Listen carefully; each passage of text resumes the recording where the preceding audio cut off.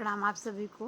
मैं पुष्पा मिश्रा और आज आप सभी लोगों को नव वर्ष की हार्दिक शुभकामनाएं।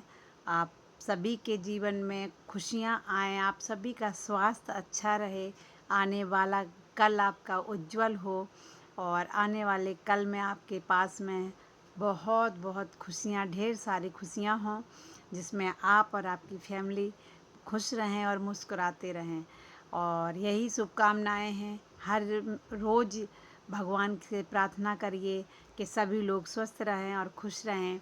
जीवन का एक महत्व है और करते रहिए परोपकार, दूसरों की सेवा करिए, उसमें अपनी खुशी, दूसरों के खुशी में अपनी खुशी ढूंढिए और दूसरों के दुख में अपना दुख ज़रूर शामिल करिए।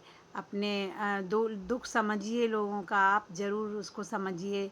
उसका अगर आपके पास में मदद हो पाए उसकी, तो आप उसका दुख कम करने की कोशिश करिए। ख़त्म तो कोई नहीं कर सकता, सिर्फ एक परमपिता परमेश्वर जो हैं वही हमारे दुखों को कम कर सकते हैं। उनकी ही ध्यान, उनकी ही आराधना, उनकी ही भक्ति से हम अपने जीवन को सुखमय और खुशमय बना सकते हैं, स्वास्थ्यमय बना सकते हैं, सिर्फ ये भगवान की भक्ति से।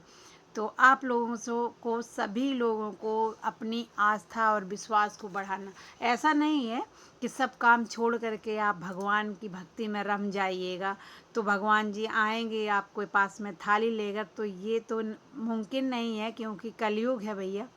क्योंकि अगर हम भगवान के पास भी बैठते हैं तो भी हमारे दिमाग में इतने विचार आते हैं। जिस दिन हम उन विचारों को ख़त्म कर देंगे और सिर्फ भगवान से प्रार्थना करने, देता वही है।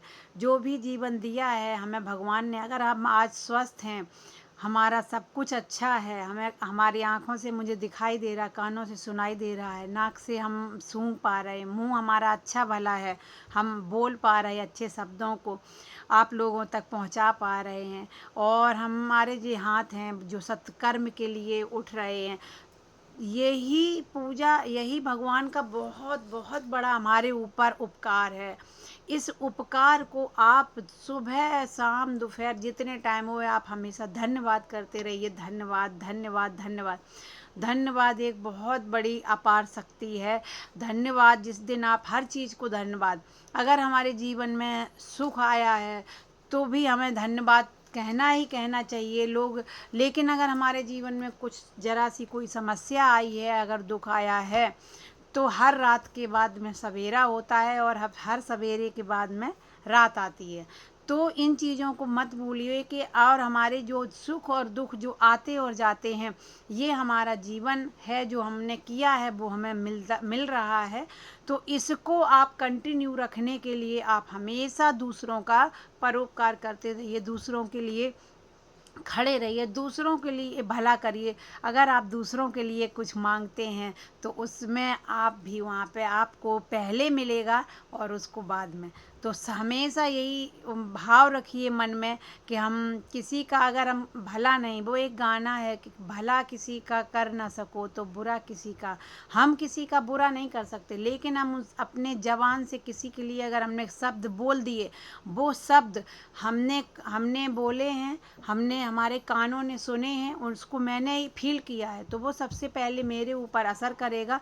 बाद में मैंने जिसके लिए बोला है उसके ऊपर तो असर करेगा या नहीं करेगा ये प्रभु जाने, भगवान जाने, लेकिन मेरे ऊपर उन शब्दों का प्रहार जरूर और ज़रूर होता है। हम जो शब्द बोलते हैं वही शब्द हमारे इस प्रगति में घूमते हैं और हमें 1000 गुना वापस लौट आते हैं। तो क्यों ना हम उन शब्दों को, ऐसे शब्दों को बोलें जिससे मुझे भी अच्छा लगे और हमारे सामने वाले को भी अच्छा लगे। तो आप लोग सभी यही करना है और आपको कुछ भी नहीं करना है, ना आपको पूजा पाठ। तो ये एक हम लोगों को एक ये है कि पूरा दिन हमारा दिमाग चलता रहता है, विचारों में के गुच्छों में इधर उधर उलझा रहता है। हमारा अपना नहीं कुछ है, लेकिन हम किसी दूसरे के उसमें उलझे पड़े हैं।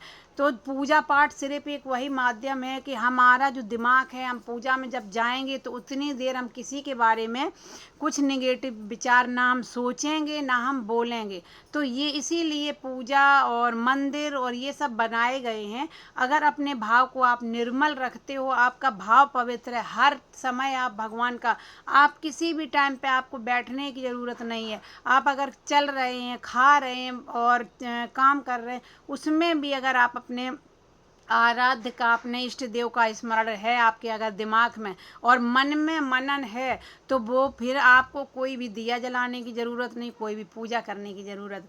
यही अभी तक मैंने जो जाना है और समझा है, तो मैं यही समझी हूँ कि बस दूसरों के लिए अच्छे विचार और अपने मन में मनन, हमेशा हमारे उस इष्ट देव का, हमारे गुरु जी का, हमारा जिससे भी हमें कुछ शिक्षा मिलती है, उनका मनन हमारे दिमाग में, जो भी जिसने हमारे साथ अच्छा किया उसके बारे में सोचिए।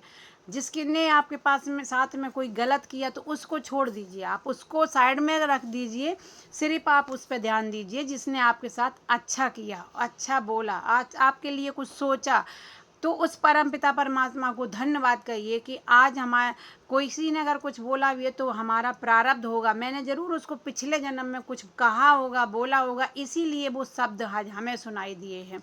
तो अपने प्रारब्ध को बदलने के लिए भगवान ने ये आपको मानव जन्म दिया है। हमने जो पिछले जन्म में किया है वो इस जन्म में भगवान ने हमें इसीलिए इंसान का जन्म दिया है कि जो हम भोग के आए हैं उनको हम इस जन्म में सुधार करें। उस सुधार में आपको कुछ भी नहीं, अपने आप को बदलना है। खुद के बारे में पहले सोचिए कि हम क्या हैं। हम अगर सामने वाले को अगर हम सुधारने जाएंगे तो नहीं सुधार पाएंगे, लेकिन अगर हम खुद को सुधारेंगे तो हम अपने आप सुधर जाएंगे। तो हम खुद सुधार लें, सामने वाला आप सामने वाला कितना कितना बोलता है। जैसे मान लो अगर हाथी आता है